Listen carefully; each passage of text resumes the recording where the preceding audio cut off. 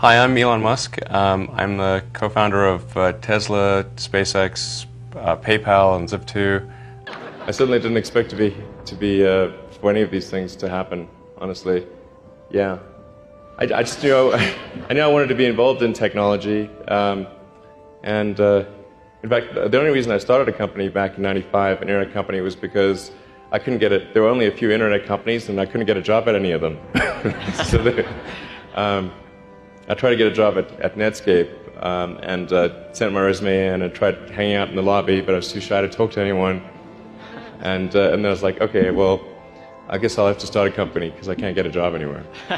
You know, there are American heroes who don't like this idea.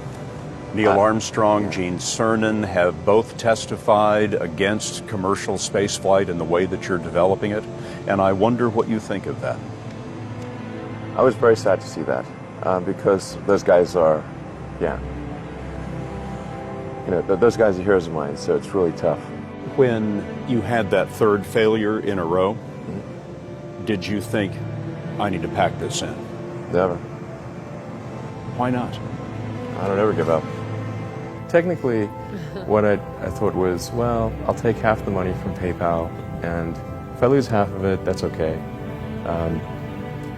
But then, of course, the companies encounter difficulties, and then have a choice of either let the company die or put, all the money into the companies. And so I really didn't want the companies to die, so I put all the money in the companies. Yeah. And then had to borrow money from friends to pay living expenses. And then I think the final thing I would encourage you to do is, now is the time to take risk. As you get older, your obligations increase. So and once you have a family, you start taking risks not just for yourself, but for your family as well. It gets much harder to do things that might not work out. So now is the time to do that before you have those obligations. So I would encourage you to take risks now. Do something bold. You won't regret it. And first of all, I'd say starting a business is not for everyone. So generally, starting a business, I'd say, number one is have a high pain threshold. That's it. There's a friend of mine who's got a good saying, which is that starting a company is like eating glass and staring into the abyss. Okay, that's generally what happens. Because when you first start a company, there's lots of optimism, and things are great. And then, so happiness at first is high. Then you encounter all sorts of issues. And happiness will steadily decline. And then you'll go through a whole world of hurt. If you succeed, and in most cases you will not succeed, and Tesla almost didn't succeed, came very close to failure. Then if you succeed, then after a long time you will finally get back to happiness. A lot of times, entrepreneur will come up with something which is only slightly better. And it can't just be slightly better. It's got to be a lot better. When trying different things, you've got to have some acceptance of failure, as you were alluding to earlier. Failure must be an option. If failure is not an option, it's going to result in extremely conservative choices, and you may get something even worse than lack of innovation. Things may go backwards. You've said that this has been the toughest year for you, the most sort of taxing year for you. Like, why?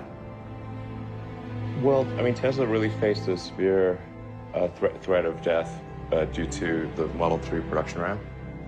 Essentially, the company was bleeding money like crazy, and just if we didn't solve these problems in a very short period of time, we would die. And it was extremely difficult to solve them. How close to death did you come? Within single-digit weeks. 22 hours a day, or like what? How many hours? I was working, so 7 days a week, sleeping in the factory. I worked in the paint shop, general assembly, body shop. Do you ever worry about yourself imploding? Like it's just too much? Absolutely. No one should put this many hours into work. This is not good. And people should not work this hard. They should not do this. It's very painful. Painful in what sense? It hurts my brain and my heart. So this is not recommended for anyone. I just did it because if I didn't do it, then good chance Tesla would die. if you're trying to figure out what others love, but you don't love it, it's really hard to make that great. So when you work on something, if you fall in love with it, that's a good sign. And then don't worry about if others do. If you do, others will. Do you see Apple building a car and that maybe being a threat to you? Well, I would encourage more participation by whoever it is to create electric vehicles. It's quite hard to do, but I think companies like Apple will probably make a compelling electric car. It seems like the obvious thing to do. Well, there's a ton of failures along the way, that's for sure. Like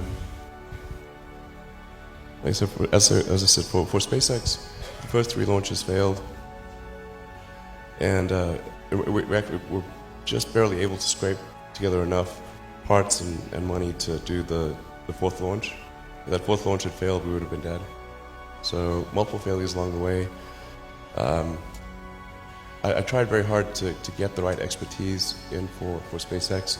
I tried hard to find a great chief engineer for the rocket, but the good chief engineers wouldn't join, and the bad ones, well, there was no point in hiring them. So I ended up being chief engineer of the rocket. So if I could have found somebody better, then we would have maybe had less than 3 failures. All you want to do, particularly if you're starting a company, you need to work super hard.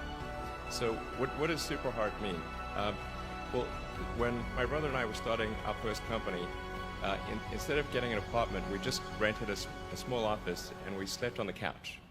And we showered at the YMCA, and we're so hot up we had just one computer. So the website was up during the day, and I was coding at night.